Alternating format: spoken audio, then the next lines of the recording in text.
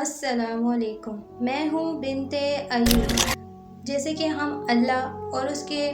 نبی پاک صلی اللہ علیہ وسلم کو مانتے تو ہیں پر ان کی نہیں مانتے۔ نعتیں پڑھنا، حمد بیان کرنا، لائٹیں لگانا، چراغیں کرنا، محفلیں سجانا، یہ تو بڑا آسان کام ہے، پر نبی پاک صلی اللہ علیہ وسلم کے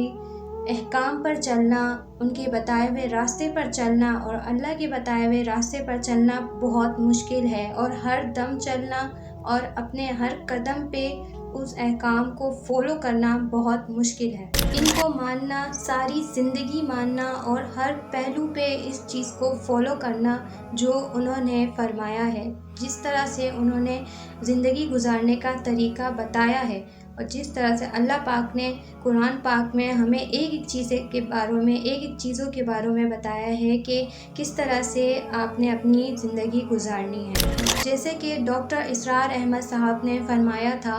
کہ اللہ پاک کے بتائے ہوئے احکامات کو نظر انداز کرنا اور اللہ پاک کو ماننا اور اس کے جذبے میں اس کے نعرے بلند کرنا تو بہت آسان ہے، مگر اس کے بتائے ہوئے طریقوں پر زندگی گزارنا بہت مشکل ہے۔ اس چیزوں کی مثال آپ آج کل خود دیکھ سکتے ہیں اپنی آنکھوں سے، اور اس ویڈیوز میں بھی آپ دیکھیں گے کہ کس طرح سے نبی پاک صلی اللہ علیہ وسلم کے جو نعت ہے وہ بیان کی جا رہی ہے اور حمد بیان کی جا رہی ہے، اور کس طریقے سے بیان کی جا رہی ہے یہ بھی آپ دیکھیں۔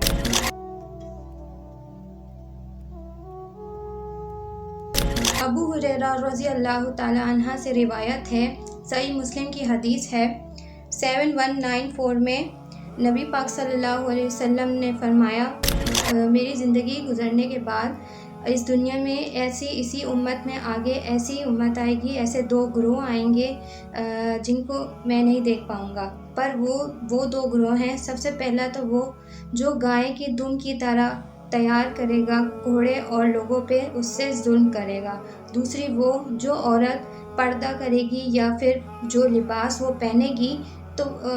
پھر بھی اس کے پہننے کے باوجود بھی وہ برہنہ نظر آئے گی، اور وہ عورت جو اپنے بالوں سے جوڑا بنا کے اونچا اونٹ کے کوہان کی طرح دوسروں کو بہکائے گی اور خود بھی بہکی ہوئی ہوگی، تو ایسی عورت کو نہ جنت کی خوشبو محسوس ہوگی، نہ وہ سونگھ سکے گی اور نہ ہی جنت میں داخل ہوگی۔ تو وہ دور اور وہ زمانہ آ چکا ہے۔ اگر آپ اللہ پاک کی حمد بیان کر رہی ہیں اور نبی پاک صلی اللہ علیہ وسلم کی نعت بیان کر رہی ہیں، کس طریقے سے بیان کر رہی ہیں؟ فیک لیشز لگا کے، لینس لگا کے اور فیس پہ ہیوی میک اپ کر کے، آپ جو اونٹ کے کوہان کی طرح آپ نے جو سر پہ جوڑا باندھا ہوا ہے، حرام کام کر کے آپ یہ ثابت کر رہے ہیں کہ وہ آپ سچے عاشق رسول ہیں۔ جس کی آپ حمد بیان کر رہی ہیں اور نعت بیان کر رہی ہیں، کیا ان کے احکامات کو بھی آپ فالو کر رہی ہیں یا نہیں؟ اس چیز کو بھی دیکھنا بہت ضروری ہے، کیونکہ ہم اپنی دینداری لوگوں کو جتاتے ہیں، یعنی دکھاوا کرتے ہیں، پر اصل میں جو نبی پاک صلی اللہ علیہ وسلم نے جن چیزوں کا حرام قرار دیا ہے وہ ان چیزوں کو فالو کر رہے ہیں، ان چیزوں کو کر رہے ہیں۔ اگر آپ ایک اچھا میسج پہنچا رہی ہیں لوگوں پہ، یا نبی پاک صلی اللہ علیہ وسلم کی محبت دوسروں کے دلوں میں پیدا کر رہی ہیں، تو ساتھ ہی ساتھ آپ یہ بھی میسج دے رہی ہیں کہ جو آپ جس طرح سے حلیہ اپنا بنا کر بیٹھی ہیں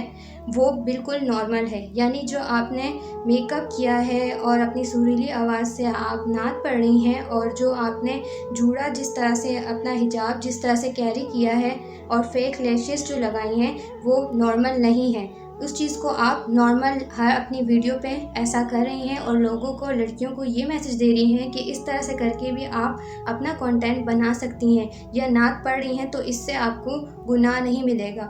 تو اس وجہ سے کہا جاتا ہے کہ اللہ اور اس کے رسول کو تو آپ مان رہے ہیں پر ان کی نہیں مان رہے۔ اگر ان کی نہیں مان رہے تو کیسے آپ سچے عاشق ہوئے؟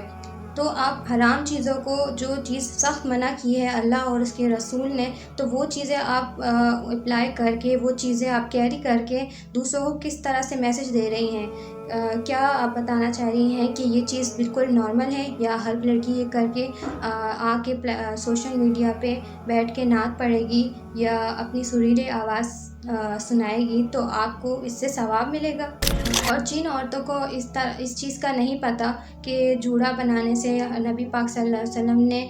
منع فرمایا ہے اس طرح سے اونچا جوڑا بنانے سے، اور وہ اس چیز کو فیشن لے کر دوسروں کو دیکھ کر اس چیز کو اچھا سمجھ کے فالو کر رہی ہیں اور ان کو پتہ نہیں ہے کہ یہ چیز حرام ہے، تو وہ آج سے ہی کوئٹ کریں اس چیز کو اور وہ اس چیز کو ختم کریں، اور اس میسج کو اپنے دوستوں کو بھی پہنچائیں تاکہ وہ بھی اس چیز سے بچ سکیں۔